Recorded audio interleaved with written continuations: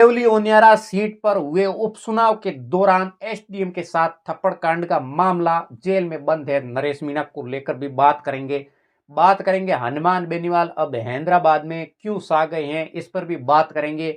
और बात करेंगे राजस्थान में बीजेपी के नए प्रदेश अध्यक्ष को लेकर राजनीति हलचल भी तेज हो गई है। अब बात करते हैं देवली ओनियारा सीट पर उपचुनाव के दौरान क्या हुआ, एसडीएम के साथ थप्पड़ क्यों मारा गया और इस मामले में नरेश मीणा अभी तक जेल में क्यों है। नरेश मीणा को हाई कोर्ट ने जमानत देने से इनकार क्यों किया है।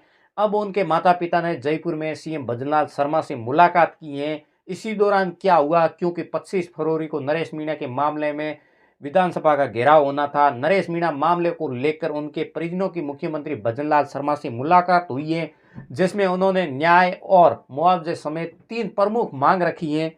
और इस मुलाकात में नरेश मीणा के सहयोगी मुकेश मीणा ने एक भजनलाल शर्मा से मुलाकात की है और मुकेश मीणा ने बताया कि सरकार की ओर से पहले भी कई बार मुलाकात का संदेश भी आया था।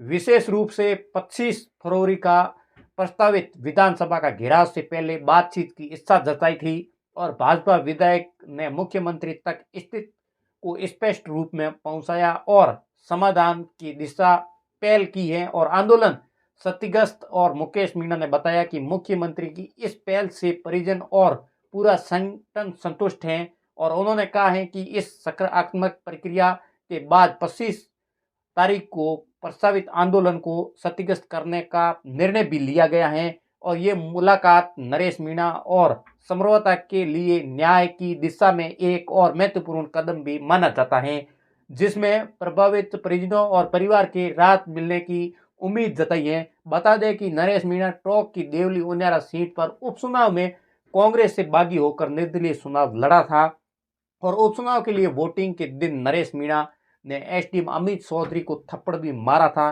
क्यों मारा, इस मामले में अमित चौधरी ने फर्जी 3 वोट पड़वाए थे। इसके कांड में नरेश मीणा ने थप्पड़ मारा। टोंक के समरवाता गांव में बड़ा बवाल भी हुआ था और इस थप्पड़ कांड के बाद नरेश मीणा 14 नवंबर को जेल में डाल दिया गया था। नरेश मीणा की रिहाई को लेकर राजस्थान के कई जिलों में बड़े आंदोलन भी हुए थे और हनुमान बेनीवाल अब हैदराबाद में सा गए हैं, क्योंकि ये आज जाट समुदाय और जाट समाज ट्रस्ट द्वारा आयोजित किए जा रहे कार्यक्रम में हनुमान बेनीवाल वहां भाग लेने के लिए पहुंचे हैं।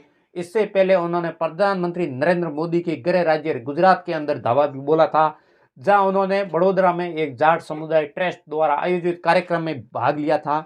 और अब हनुमान बेनीवाल गुजरात में धावा बोलने वाले हैं क्या, अब जानते हैं क्या हनुमान बेनीवाल पूरे मामले में। हनुमान बेनीवाल राजस्थान सहित प्रदेश पूरे भर में लोकप्रिय नेताओं में से हैं, शुमार भी माने जाते हैं। क्यों राजस्थान की नहीं बल्कि दिल्ली, हरियाणा, पंजाब, गुजरात और हरियाणा और मध्य प्रदेश में भी हनुमान बेनीवाल का क्रेज है और लोग उनको बहुत पसंद ही करते हैं। हनुमान बेनीवाल हैदराबाद दौरे को लेकर ऐसे में वहाँ के लोगों ने उन्हें देखने के लिए काफ़ी बेचैन है, क्योंकि हनुमान बेनीवाल किसानों और गरीब और कई मुद्दों पर भी बात करते हैं।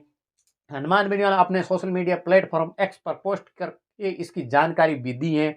उन्होंने अपनी पोस्ट में लिखा है, गुरुवार को हैदराबाद में जाट समुदाय समाज का एक ट्रस्ट आयोजित किया जा रहा है, जिसमें परमेश्वर महादेव मंदिर की प्राण प्रतिष्ठा में महोत्सव में भाग लूंगा। बता दें कि इससे पहले हनुमान बेनीवाल 11 फरवरी को गुजरात के बड़ोदरा के अंदर पहुंचे थे और वहां उन्होंने कहा, मुझे कार्यक्रम में मान और सम्मान देने के लिए प्रवासी बंधुओं का धन्यवाद। इसके साथ ही उन्होंने इस कार्यक्रम की तस्वीर भी साझा की थी। इसके पहले हाल ही में हनुमान बेनीवाल ने लोकसभा में बजट पर चर्चा के दौरान किसानों से जुड़े मुद्दे भी उठाए थे। उन्होंने सरकार पर आरोप भी लगाते हुए कहा है कि हाल ही में कई वर्षों में सूखा, बाढ़, ओलावृष्टि और चक्रवात जैसी कई प्रकरण हैं, जिसको लेकर अभी तक सरकार ने किसानों के लिए कोई राहत देने की कोई बात नहीं की। ऐसा कोई बजट में उनका बीमा कवर वो घटा दिया गया है। सांसद हनुमान बेनीवाल ने कहा है कि भर्ती लागत और उचित समर्थन मूल्य न मिलने से के कारण किसान हमेशा संकट में रहते हैं, लेकिन इस बजट में भी उनकी समस्या का समाधान को लेकर हमेशा किसान का मुद्दा उठाते रहते हैं। राजस्थान में बीजेपी के नए प्रदेश अध्यक्ष को लेकर राजनीति हलचल तेज हो गई है। नए प्रदेश अध्यक्ष चुनाव की प्रक्रिया अगले 2 दिन में पूरी हो जाएगी। 22 फरवरी को अध्यक्ष का औपचारिक निवासन और होगा, जबकि 21 फरवरी को नामांकन प्रक्रिया संपन्न होगी। मौजूदा प्रदेश अध्यक्ष मदन राठौड़ को दोबारा चुना जाना लगभग तय माना जाता है। और ऐसे में बता दें कि मदन राठौड़ की प्रदेश अध्यक्ष पद पर भी 26 जुलाई 2024 को नियुक्त हुई थी और ऐसे में उन्होंने इस पद पर करीब 7 माह का समय हुआ है और उनके नेतृत्व में बीजेपी ने हाल ही में विधानसभा उपचुनाव में शानदार प्रदर्शन भी किया था और सीएम भजनलाल शर्मा के साथ ही उनकी तालमेल भी मजबूत बताई जा रही है। और वही कारण है कि पार्टी नेतृत्व ने एक बार फिर उन पर भी भरोसा जताया है। हो सकता है बता दें कि राठौड़ से पहले सीपी जोशी और उनसे पहले सतीश पूनिया प्रदेश अध्यक्ष के पद पर भी चुने गए हैं और बीजेपी प्रदेश अध्यक्ष चुनाव के प्रभारी विजय रूपाणी और 21 फरवरी को जयपुर पहुंचेंगे, जबकि चुनाव प्रक्रिया को लेकर बीजेपी प्रदेश चुनाव संयोजक और नारायण लाल पंचारिया पहले ही बैठक कर चुके हैं। इसी दौरान पार्टी के प्रदेश अध्यक्ष प्रभारी डॉक्टर राधा मोहन दास अग्रवाल भी मौजूद रहेंगे। राजस्थान के 40 जिलों में बीजेपी के नए जिला अध्यक्षों का चुनाव पूरा हो चुका है, लेकिन अब भी 4 जिला हैं, झुंझुनू, दौसा, धौलपुर और जोधपुर उत्तर में बीजेपी जिला अध्यक्ष का निवासन नहीं कर चुकी हैं और कुछ जिलों में नए अध्यक्षों की घोषणा के बाद ही विरोध भी देखने को मिला। हालांकि जिला अध्यक्षों के चुनाव में कुछ जगहों पर असंतोष देखने को मिला, जिसमें ये संकेत मिलता है कि प्रदेश अध्यक्ष बनने के बाद मदन राठौड़ को पार्टी के अंदर